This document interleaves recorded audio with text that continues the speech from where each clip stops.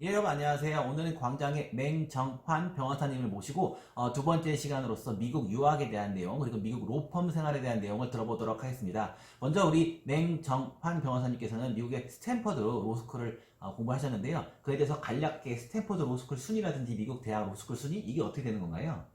뭐 되게 좋은 로스쿨들이 뭐 너무 많지만 미국에서는 대략적으로 이제 탑 14이라 그래가지고 탑 14? 예, 40개? 14개, 14개? 14개의 로스쿨을 이제 티어 1이라고 보고 있고요. 그 중에서 순위가 쫙 있는데 그 탑 3가 보통 예일, 하버드, 스탠포드를 탑 3로 쭉 꼽고 있습니다. 그리고 보통 빅 3라고 하고 그 빅 3 이후에 이제 뭐 콜롬비아도 있고 시카고도 있고 쭉 순위가 내려가는데 이 보통 빅3하고 이제 4위부터가 약간 격차가 좀 있고 거기가 인원도 좀 다른 로스쿨에 비해서 상대적으로 되게 조금 뽑고 아무래도 이제 자기 색깔을 가지고 사람들을 선별을 하고 있습니다.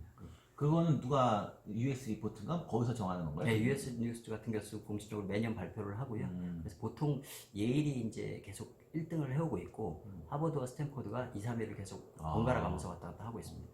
사실 이제 스탠포드는 서부에 있는데 그 입학하려면 뭐 준비할 게 뭐 토플 이런 걸 준비하나요? 뭘 준비하나요? 그 입학 준비하려면? 보통 이제 JD는 LSAT을 보지만 이제 LLM 과정은 LSAT은 보지 않고 토플을 준비를 하고요. 그 다음에 옛날에 대한 자기 커리어에 대한 것으로 해서 CV 이제 이력서를 준비를 하고 CV가 뭐죠? 이력서를 이력서. 준비를 뭐 아주 한 2페이지 정도 간략하게 작성을 하게 되어 있는데 CV를 준비를 하고 트랜스크립션 해가지고 자기 이제 그 과거의 성적들을 이제 쭉 학부부터 제공을 하고요. 그 다음에 이제 좀 변수가 있는 것들이 이제 그 추천서를 받고 그 다음에 이제 자기 PS라고 해서 자기 퍼스널 스테이트먼트라고 자기 자기소개서를 제공을 하고 이런 서류들을 제공을 하면 그것들 전체적으로 리뷰를 해서 이제 어드미션 여부를 결정을 하게 됩니다. 그러면 이제 미국의 LLM이 1년 과정이죠? 예. 그러면 가셔서 입학하시기 전에 뭐 어학연수 이런 걸 가시나요? 아니면 그냥 곧바로 수업을 들어가시나요, 그러면? 그거는 이제 개인의 선택인데요. 보통 LLM 과정 필수적이진 않고 본인이 이제 뭐 미리 좀 하고 싶다. 그럼 서머스쿨 같은 게 있어서 그럼 내가 이제 그걸 미리 좀 준비하고 싶다고 하시는 분들은 별도 과정으로 그것도 이제 어플라이를 해가지고 승인을 받으면 거기서 그 과정을 밟는 경우가 있습니다. 사실 그 스탠포드 LLM이 그 들어가기가 되게 어려운데 정확하게 간 그 코스 과정이 정확한 이름이 뭐였죠, 그게? 그 좀 LST라 그래가지고 로 사이언스 앤 테크놀로지라고 해가지고 저희는 스탠포드는 사실은 인원을 되게 하버드보다도 훨씬 적게 뽑고 그래서 전 세계에서 딱 1년 한 60명 정도가 받고 60명? 받고 있고 뭐 한국 분들은 뭐 한두 명 가거나 아니면 많은 경우에는 다섯 여섯 명 정도 가고 있는데요. 이제 그런 경우에 그거를 세 개의 과정으로 나눠서 이제 코퍼레이트 거버넌스 쪽을 하는 분과 코퍼레이트 가버넌스? 네, 그런 쪽 한 부분이 있고 이제 로 사이언스 테크놀로지 쪽 트랙이 있고 그다음 또 하는 쪽으로 이게 스탠포드가 인바이러먼트 로가 강해서 환경법 쪽을 한 트랙으로 해서 보통 한 과정이 15명에서 20명 정도만 받아서 이제 그쪽에서 전 세계 오신 분들이 모여서 뭐 1년을 같이 보내는 그런 과정으로 진행하고 있습니다. 그러면 수업은 영어로 다 진행할 텐데 그 뭐 맨날 그 질문하고 답변하고 하려면 그거 따라가기 어렵지 않나요, 그게?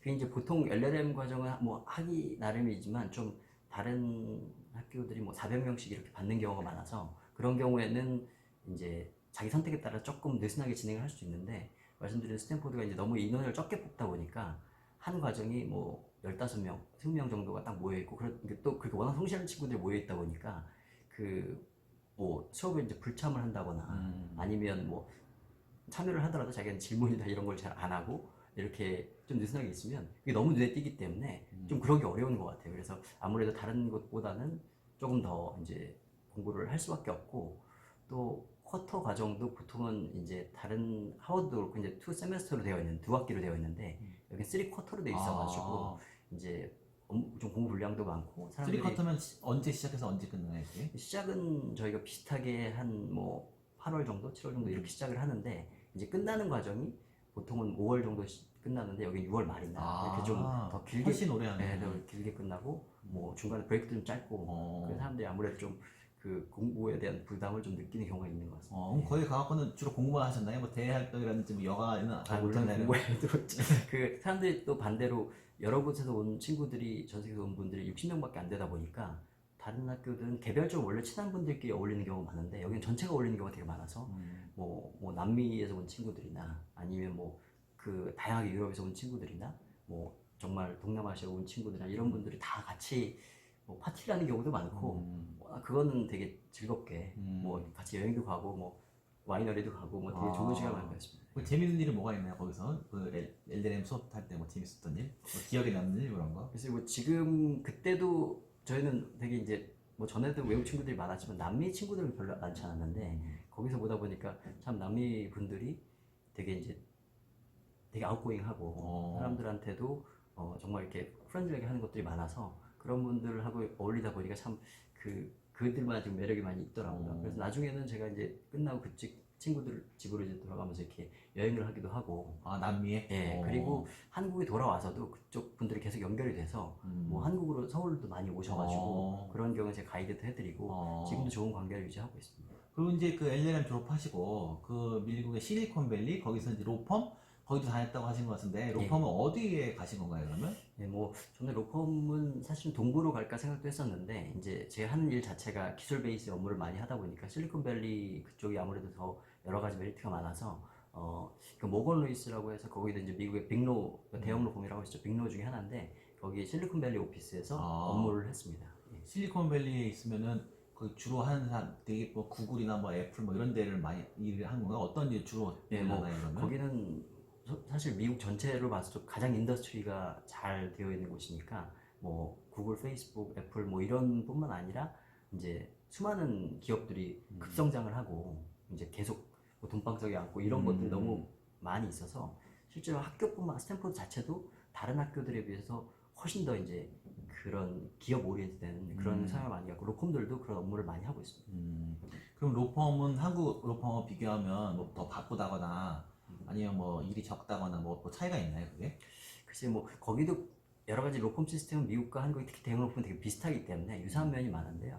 단지 차이라고 하면 한국은 이제 오피스가 서울에 이제 집중돼 있다 보니까 한 건물에나 아니면 그래도 근처에 있는 경우가 많고 이제 비슷하게 같이 일을 하는 경우가 많은데 미국은 이제 워낙 글로벌하게 뭐 미국 내에서 다 떨어져 있고 그 다음에 전 세계로 오피스가 다 있기 때문에 일을 하는 시간 자체가 그 로케이션 자체를 이렇게 중시하지 않는 경향이 있어요. 그래서 예를 들면 제가 일을 할 때도 그 모노노이스에서 보면 모든 개개인 프로들의 컴퓨터 노트북이었거든요. 노트북이고 이제 다시 덱이 있어서 연결하면 여러 가지 모니터가 같이 이제 나오게 되는데 일을 하다가 사실은 자기가 뭐 갑자기 출장 갈 수도 있고 아니면 뭐 다른 곳에서 일할 수 있기 때문에 그런 경우에도 일을 하게 되면 이제 그 노트북을 가지고 외부에 접속을 해서 이제 일만 처리가 되면 되고 뭐 어느 로케이션에 꼭 있어야 된다는 게 그게 중요하지 않고 좀 그리고 저희 모건로이스도 있어 보니까 그 한 100년 이상의 역사를 갖고 있어서 저희보다 좀 더 좀 정제된 느낌의 규율들이 많이 있더라고요. 예. 규율이라는 게 뭐 어떤 건가요? 일할 때 규율 아니면 생활에서의 규율 어떤? 예를 들면 그런 것들은 저희는 이제 한 오피스에 있어서 그러니까 급한 일이 들어왔을 때 예를 들면 저희가 이제 다 같이 뭐 아까 야간 문제하고 연결되는데 그런 경우에 바로바로 처리를 하는 경우가 많고 이제 항상 레디 상태로 있는 경우가 많거든요. 한국에서는 이제 클라이언트가 되게 밀접하게 되어 있고 이러다 보니까 근데 그쪽에서는 물론 기존 클라이언트는 그런 경우도 있는데 새로운 클라이언트가 들어와서 일을 줬는데 이게 저녁 시간이어서 이게 처리하기 좀 곤란한 상황이 있다 그러면 이 오피스마다 다 일하는 시간대가 원하는 시간대가 다르니까 그때 주로 긴급한 일을 처리하는 사람들이 미리 담당이 정해져 있고 그런 경우에는 불필요하게 지금 나와서 뭐 야근한다 이런 게 아니라 그쪽을 넘겨서 그쪽에 처리를 하다가 이제 이쪽에서 일하기 싫어하는 좋은 시간 때문에 그쪽에 일을 토스를 하고 이런 식으로 해서 되게 좋은 사람들을 많이 받기 위해서 조금 약간 불합리한 것들은 많이 개선이 되어 있는 부분이 있더라고요. 예. 그럼 미국에서 연봉은 한국보다 더 돈을 많이 받나요 그게? 사실은 뭐 연봉은 되게 차이가 있지만 요즘에는 계속 이제 달라지고 있는데 1년 차의 연봉 그건 거의 공개된 내용인데 1년 차 빅로의 연봉이 18만 불을 18만 기준으로 불? 하고 있거든요. 그래서 보통 1년 차를 18만 불이면 우리나라 돈으로 그러니까 세전 2억 정도인데 그래도 그 정도를 줄 수 있으면 이제 보통 빅로로 보는데 이제 그 것들이 뭐 한국 로펌의 연봉은 이제 제가 좀 말씀드리긴 그렇고 근데 뭐 초반에는 큰 차이는 없을 수 있는 것 같아요. 대신 이제 나중에 파트너가 되면 펌마다 워낙 퀄리티가 달라서 한국도 마찬가지고 그래서 그때는 좀 개개인 차이도 많은 것 같습니다. 예. 지금 미국 로펌도 한번 생활해 보시고 미국 유학도 이제 하셨는데 앞으로 뭐 로스쿨 진학하는 사람들이 있고 그러면은 이제 하고 싶은 말이라든지 앞으로 뭐 무슨 자세라든지 뭐 필요한 거 뭐가 있을까요? 워낙 저희도 이제 계속 매년 신입 변호사님들 들어올 때마다 참 이렇게 똑똑하시고 뭐 성실하신 분들이 너무 많이 들어와서 감사드리고 있는데요. 이제 지금 너무 잘 하고 계시고 뭐 앞으로도 여러 가지 것들을 많이 이루실 수 있겠지만 뭐 더불어 조금 더 이제 저희뿐만 아니라 국제적인 업무를 할 수 있는 기회가 상당히 많고 실제로 저희도 보면 이렇게 많은 부분이 한국 소송 못지않게 미국 소송에서 수익이 많이 나고 있거든요. 아. 이제 그런 부분도 한국 변호사라고 하더라도 그 나름의 역할이 있기 때문에 언어 같은 것도 항상 신경 쓰시고 그렇게 하면 지금 보시는 것보다 훨씬 더 많은 큰 기회를 얻을 수 있다라는 생각을 말씀드리고 싶습니다. 하여튼 뭐 바쁘신데 시간 내주셔서 감사합니다. 예, 고맙습니다. 고맙습니다.